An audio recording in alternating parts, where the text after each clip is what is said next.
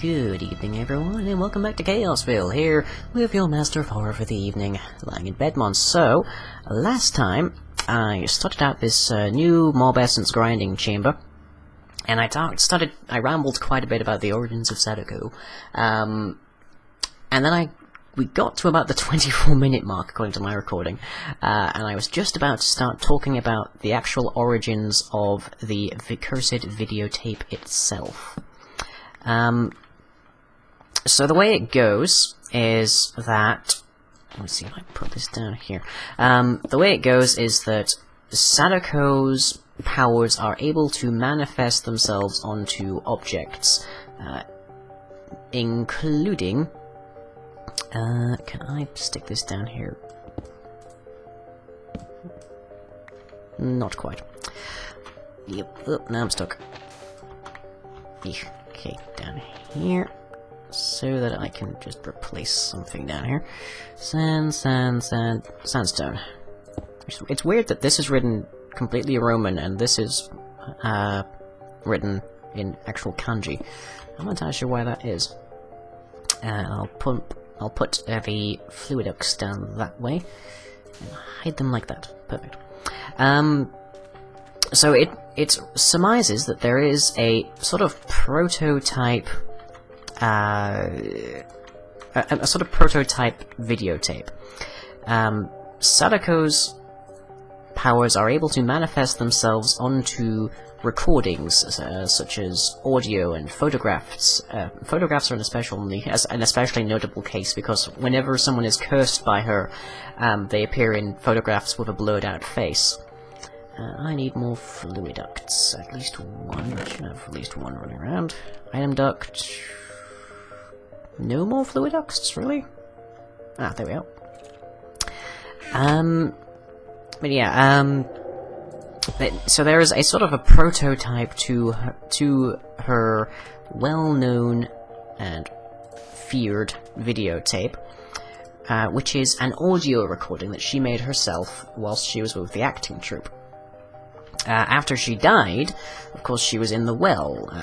Her body had no access to anything. But above the well, her apparent murderer, the person who originally pushed her into the well to die, and the trigger warning for rape right now, because this is not a particularly nice thing for me to talk about. When Sadako was pushed into the well, it was shortly after she had been raped. Now, depending on the version you look at, it was either a family friend, a doctor, or particularly of note, a worker at a nearby hospital who was carrying the smallpox virus. So at that point, of course, her powers manifest because she's in a very traumatic situation, and the smallpox virus in the rape event was transferred to Sadako. And of course, she's then tossed down the well, so she is very unhappy, very angry. Notably, she's a spirit filled with malice and rage. And let me see, let's make a bunch of glass, because I think that'll be a great thing to have on the front here. And the videotape itself never entered the hands of Sadako. It was made by somebody living in a cabin, a rent-out cabin, tourist-style cabin, that was constructed above the well that she was tossed into. And it's also fun to note, she was tossed in her teenage years. She lived in that well for about 30 years before she died. So, think about that the next time you go camping and you feel like your tent isn't very cozy.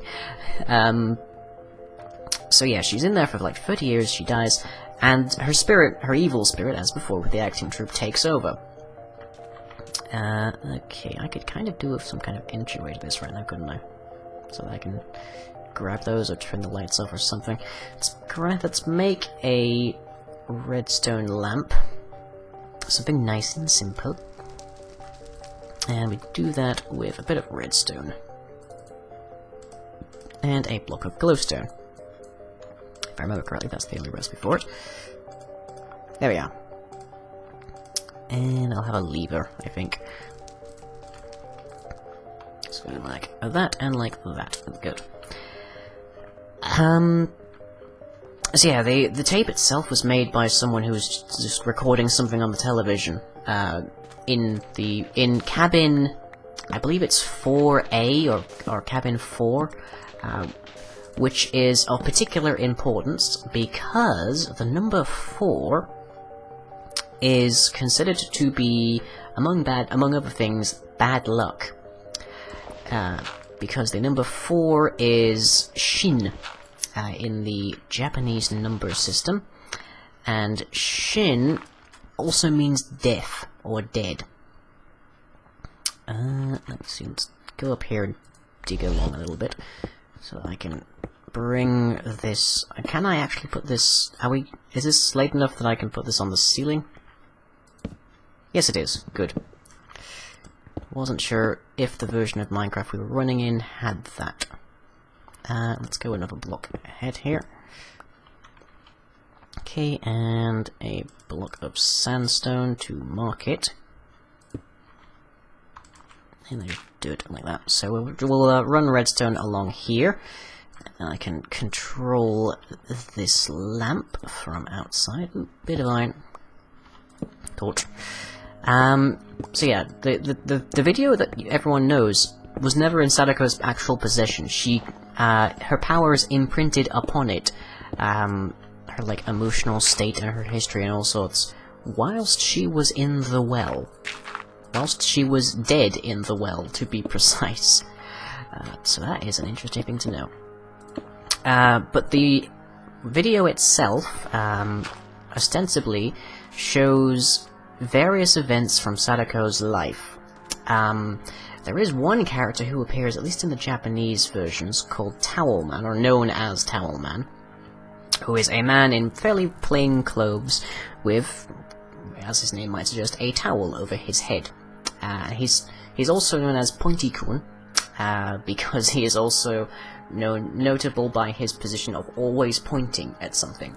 And as near as some people have speculated, he is what remains of Sadako's good side, because he generally points to clues to suggest to people various things that will help them. Let me see, I need redstone. Probably just the one block should do the trick. And also, in the Samara version includes a horse's eye, because apparently she didn't like the horses or something. Samara's a weird kid, suffice it to say, and I needed something over here, so let's just grab that. We shouldn't have to worry about anything spawning in here. Although now I wish I'd kept the cobblestone that I had on me. Oh well, that's fine. Nothing... Actually, that might be in range of the spawners, so I should go and get some more cobblestone to shove in there. Just in case. Whoop, and we're out of power, but that's fine, because I've got ender pearls. Ender pearls have been slowly building up over time. Partially because I haven't been running the system 24/7, but otherwise. Where are you? Eclogite cobblestone, because I've got plenty of that from the last build. I suppose the next build is going to be using a lot of sand and sandstone, by the same reasoning. And doop. Okay. Doop doop doop doop. Doop doop doop. Doop. Oh, I'm gonna have a problem here. Alright, need to break up here, because I'm not gonna be able to put the wiring there. Otherwise, there we go. Doop doop. Oh, this was gonna be sandstone, wasn't it? Herp, derp, derp. Hey, right. Redstone, and lever. So, light goes on, light goes off, light goes on, light stays on while I'm in here getting rid of torches.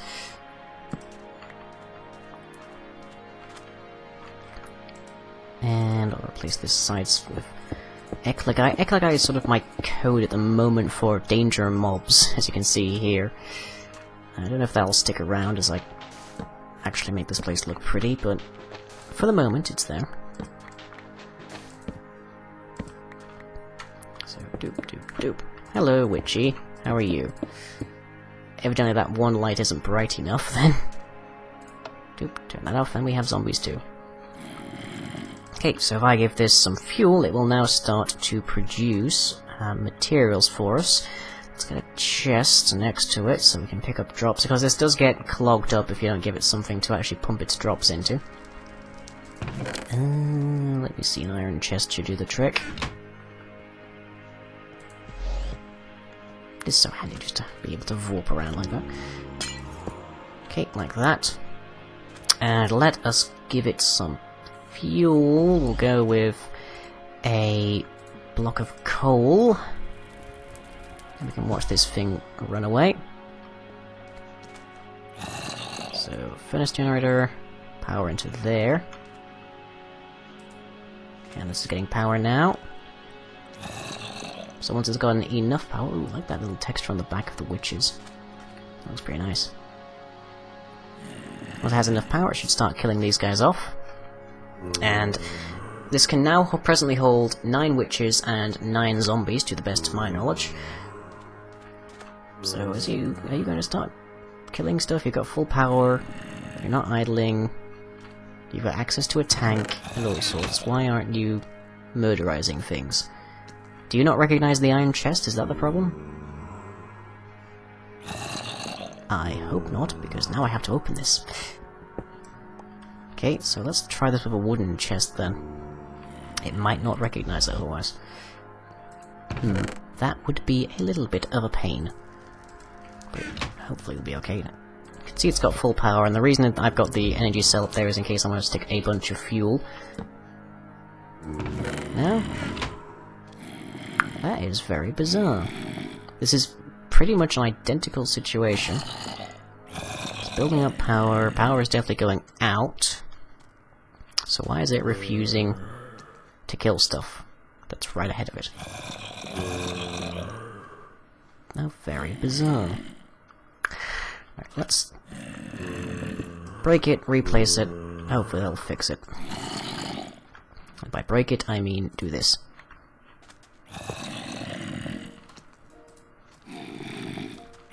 And tank. No? Is it because of this glass? Is that the issue? Because before I had the furnace generator on top of it.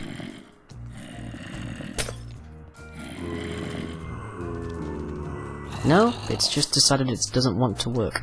Oh! Ah, I know what it is. It's because of the redstone torch down there. Ow! Poison. Phew. Yeah, it's because of the redstone torch down here that's controlling the fluid duct.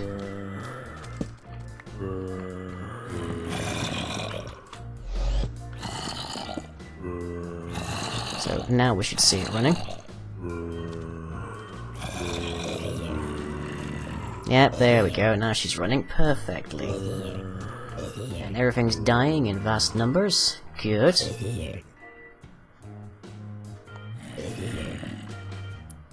Ooh, I may need to bring that in that wall a little bit then. Just wait for his idle to go down and hopefully that zombie will die. No? Yeah, evidently we need to bring that wall back forward. We probably need to bring the light in another block as well, because that evidently was not close enough to be killing everything. But once I put things like skeletons in there and cave spiders, then we'll be getting even more mob drops, and this will just be filling up with mob essence very quickly. It's already at 1500, which I believe is the equivalent of about 15 mobs. So doing pretty well so far. Of course, I could also put, like, conveyor belts at the back there, or a water source of some description to just force them this way and keep the spawning area. That's something that we might look into later on. For now, let's see if we can't remedy that issue with the light being a bit too far away. There, and whoop. Doop, doop, doop. Doop, doop, doop.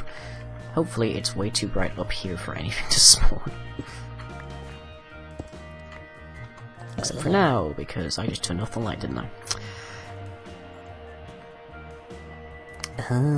I have nothing secondary to light that thing. Okay, how about that?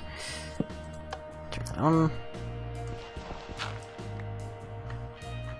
I'm not seeing anything. Okay, if that doesn't keep them at bay, I don't know what will.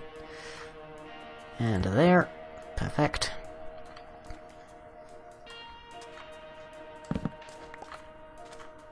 Back up. To safety. Right. Okay. So yeah, there's the various different recurring facets of the videotape. And there's the audio tape prototype. Now, the reason that I brought up the whole rape thing, and especially the smallpox virus, and ooh, look at that, we've got some redstone and some glowstone, and some more gunpowder. Huzzah. The reason I bring that up is because this isn't the case inside of the Samara Morgan Americanized Ring stories, but in the original stories, the curse is more of a supernatural virus. It is a mutated form of the smallpox, and what happens is that there is a tumor that grows in your neck. And the virus is transmitted by watching the videotape, and cured by showing someone else the videotape. And just look at the recipe for conveyor belts, because that looks like that's going to be a good thing to have. Yep, from utilities, because I could make this stuff, but it's really irritating to do, compared to this, which gives me 8. Okay, so we're going to need some tracks. So there's a tumor that grows in your neck, and then 7 days later, you die of a heart attack. And the visage of terror upon your face is, it's debated on exactly what the cause of that is. Some people think that you are seeing your own rotted face as you die. But there isn't any really known consensus on it. Yup. Get rid of stick for a second. And doop. There we go. That gets us 16, and let's make another light or 2, because I have a feeling I'll be needing that very soon. Doop. Okay, and like that. But yeah, there's a theory that you're seeing your own red corpse. It becomes more... The tumor has a strand of Sadako's own DNA. Whether that's directly tied to the rape issue, or whether it's tied to something else, I'm not certain. And it isn't exactly clear in and of itself. But... essentially, that holds the key towards reviving and resurrecting Sadako. So Sadako has a sort of second coming element to her, which is really bizarre to think about. And up again. What am I looking at there? That's cobblestone. Oh, that must be where I dug out the iron vein. Hup. Okay, there we are. That's what I'm looking for. And along here, let's put our conveyor belts. So we want this to be bringing me towards there. So let's grab that. Where I'm apparently doing way too ninja. There we go, okay. Right. We just need it to get in, to get the mobs in range of the... There we go, that's better. We need just to get them in range of the grinder, should they happen to spawn outside of it. Perfect. Doop.